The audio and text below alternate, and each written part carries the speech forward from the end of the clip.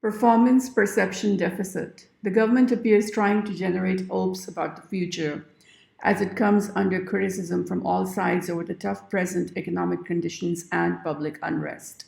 The response, however, appears cosmetic and restricted to promises. Amid rising inflation, the highest in almost a decade, led by the food sector, particularly wheat and sugar, the policy response has been too little, too late. The government enumerates a long list of measures to address the challenge and minimize the sufferings of the people, but outcomes at the end of the day appear minimal. The Prime Minister, meanwhile, is attributing these challenges to mafias and conspiracies to forestall the positive change he wants to bring to the country.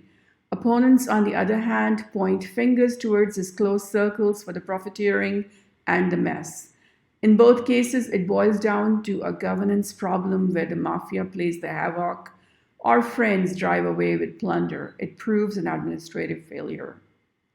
Most of his public engagements in recent days and weeks have been events related to subsidies, charities, and financial supports, etc., instead of relating to income generation, job creation, or business activities.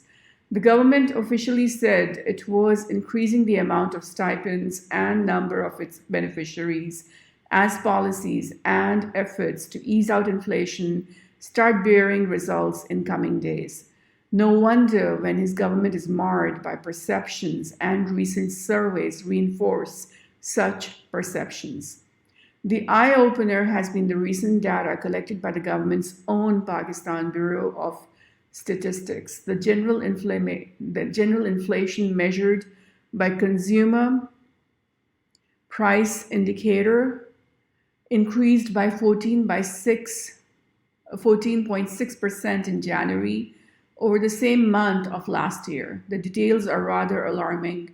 While the core CPI was recorded at 7.9% in January, the general CPI was up 14.6%, food inflation was up about 24%, and prices of non-perishable food items were up 16%.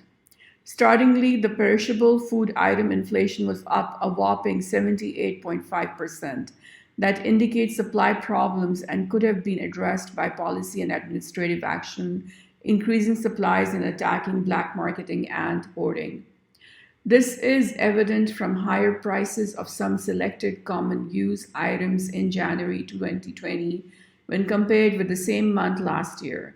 These affect the poor the most. The price of tomatoes increased by 157.72%, onions by 125.32%, fresh vegetables by 93.6%, potatoes by 87.3%, pulse moong by 79.12%, pulse mash by 48.6%, gur by 43.31%, wheat by 36.13%, pulse gram by 27.31%, and sugar by 26.29%. The prices of condiments and spices also went up by 24.43%, wheat flour by 24.06%, besan by 22.94%, chicken by 22.56%, beans by 20.56%, pulse masoor by 19.88%, wheat products by 18.62%, eggs by 18%, vegetable ghee by 17.56%, cooking oil by 15.44%, meat by 13.43%, dry fruits by 12.95%, and fish, milk powder, and mustard oil by 11 to 12%.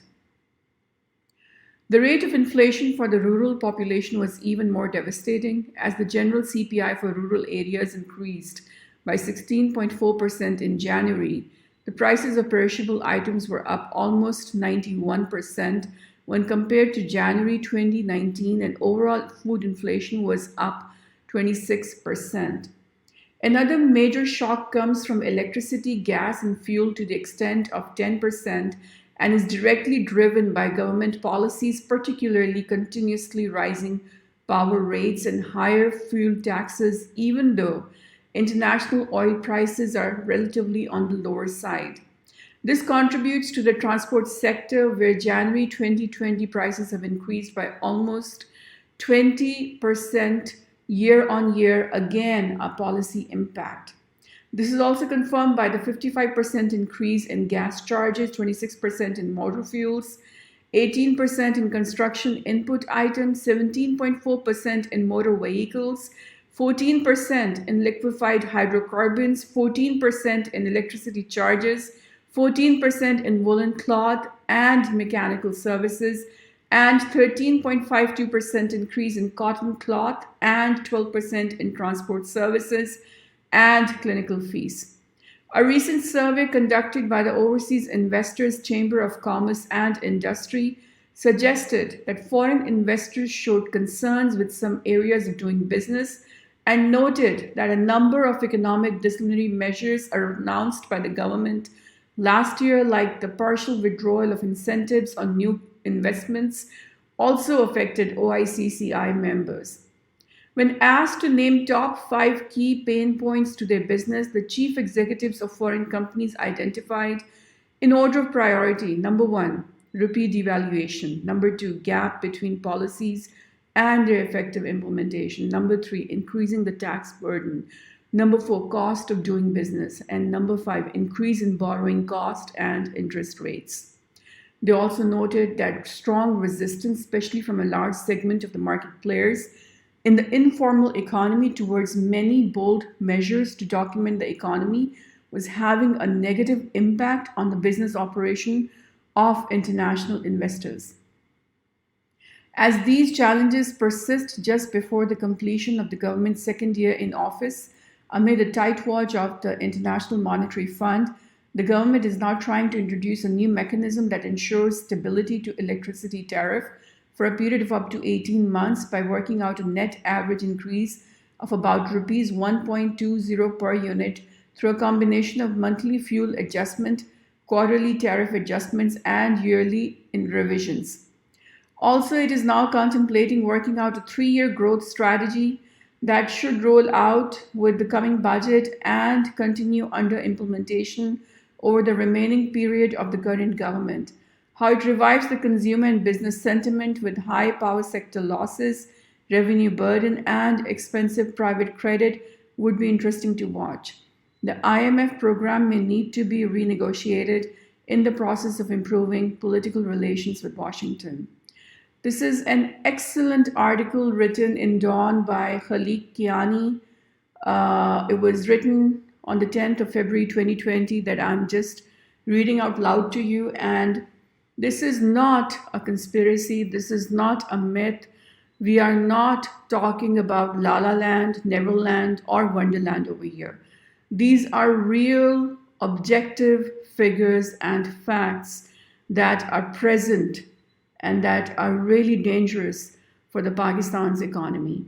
And if we did not stop this plane from crashing soon, we are looking at a situation far worse than what happened in the previously IMF-struck countries like Philippines and Zimbabwe. We are looking at total chaos. We are looking at total civil unrest. We are looking at war. We are looking at bloody terrorism coming back in the wake of new onset lawlessness that does always erupt in face of such crazy spiral cycle of inflation that affects every person in this country. We gotta remove this prime minister. We do not have any other choice. He has no idea what he's doing. We gotta bring an alternative system. And if we cannot do that, then we are screwed big time. That's all I have to say. This is Dr. Fab from Pakistan Islam Positively.